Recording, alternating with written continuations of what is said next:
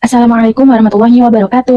Pada pembelajaran pertama di mustawa awal ini, kita mulai dengan materi kata ganti. Nah, kata ganti dalam bahasa Arab disebut juga dengan dhamir.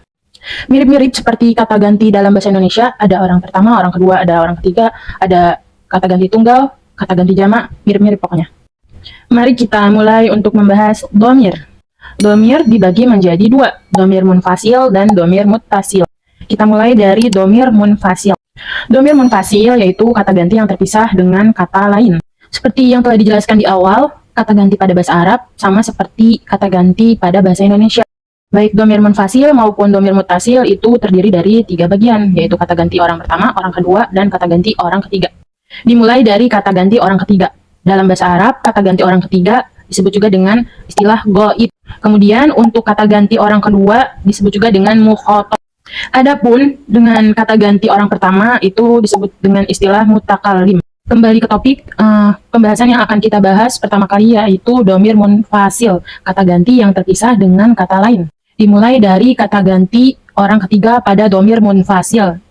Adapun yang termasuk ke dalam dhamir munfasil bagian ghaib, yakni kata huwa, huma, hum, hiya, huma, hunna. Huwa dia laki-laki, huma mereka berdua laki-laki, hum mereka lebih dari dua, jadi kayak banyakan gitu. Kalau dalam bahasa Indonesia mungkin mereka semua ya. Hiya dia perempuan, huma dia mereka berdua perempuan, hunna mereka perempuan. Nah, disinilah yang membedakan antara bahasa Arab dengan bahasa Indonesia. Kalau bahasa Indonesia dia saja bisa dipakai untuk laki-laki dan perempuan. Untuk bahasa Arab lebih mirip dengan bahasa Inggris, namun sepertinya lebih kompleks dari bahasa Inggris. Kemudian lanjut ke kata ganti orang kedua atau mukhatab. Di bagian dhamir munfasil itu ada kata anta, antuma, antum, anti, antuma, antunna. Anta kamu laki-laki, antuma mereka berdua laki-laki, antum mereka sekalian laki-laki. Anti kamu perempuan, antuma kamu berdua perempuan atau mereka berdua perempuan, antunna mereka perempuan. Dilanjut dengan kata ganti orang pertama atau mutakalim. Pada kata ganti orang pertama, untuk dhamir munfasil itu ada 2 kata, yaitu ana dan nahnu. Ana artinya saya, nahnu kami. Nah, khusus untuk kata ganti orang pertama atau mutakalim, itu bisa dipakai atau digunakan untuk laki-laki atau perempuan. Dan untuk dhamir huma pada kata ganti ketiga dan antuma pada kata ganti orang kedua dapat digunakan untuk laki-laki atau perempuan, dan yang membedakan tergantung penggunaan pada kata dalam kalimat.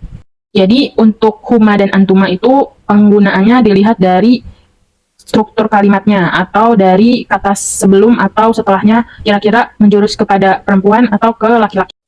Kemudian contoh penggunaan dhamir munfasil di dalam kalimat. Contohnya seperti man anta, siapa kamu? Kalau yang nanya man anta, berarti yang ditanya itu laki-laki, karena domirnya anta, dan anta itu kamu laki-laki. Kalau yang nanya man anti, berarti yang ditanya perempuan, karena domirnya anti, anti adalah kamu perempuan. Adapun untuk penggunaan domir mutakalim atau kata ganti orang ketiga, seperti contohnya anak, itu anaknya tidak berubah, tetap strukturnya anak. Contohnya, ana ustadun, saya seorang guru. Gurunya laki-laki, karena ustadun itu untuk laki-laki. Kalau ustazatun untuk perempuan. Tapi tetap ana ustazatun, ana ustadun. Jadi tidak ada perubahan dalam kata anak. Mau dipakai untuk laki-laki atau perempuan, katanya tetap anak. Lanjut ke dhamir yang kedua, yaitu dhamir muttasil atau kata ganti yang bersambung dengan kata lain. Jadi dhamir muttasil itu biasanya nempel ya sama kata lain. Kalau tadi kan dhamir munfasil itu kan berdiri sendiri katanya, tidak nempel sama kata lain. Nah, kalau muttasil, dhamir muttasil itu bersambung dengan kata lain. Jadi nempel gitu, ngikut ke kata sebelumnya. Sama seperti dhamir munfasil, dhamir muttasil pun terdiri dari 3 bagian, yaitu kata ganti orang pertama, kedua, dan ketiga. Namanya pun sama, untuk kata ganti orang ketiga, yakni ghaib, kata ganti orang kedua, mukhatab, kata ganti orang pertama, mutakalim.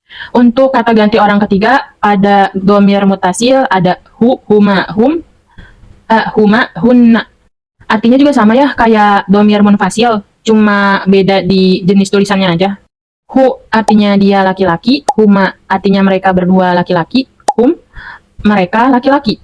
Ha dia perempuan, huma mereka berdua perempuan, hunna, mereka perempuan. Yang membedakan hanya di bagian dianya saja. Hu, dia laki-laki. Kalau yang tadi pada domir munfasil itu kan huwa ya. Nah, dalam domir mutasil itu hu, dia laki-laki. Untuk domir dia perempuan juga sama. Kalau di domir munfasil kan tadi dia perempuan itu hiya ya. Nah, kalau untuk domir mutasil dia perempuan itu ha. Untuk kata ganti orang kedua atau mukhotob dalam domir mutasil itu ada ka, kuma, kum, ki, kuma, kunna. Ka artinya kamu, kuma artinya mereka berdua laki-laki, kum mereka laki-laki.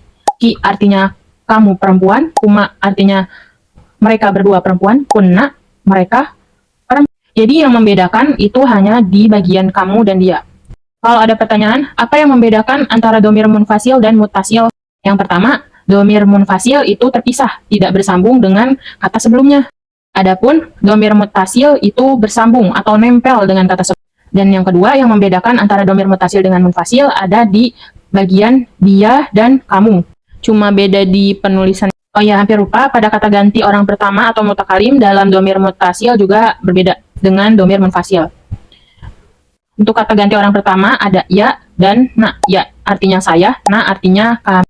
Dalam domir munfasil kan kata ganti orang pertamanya ana dan nahnu. Untuk domir mutasil ya dan na, tapi artinya tetap sama, saya dan kami.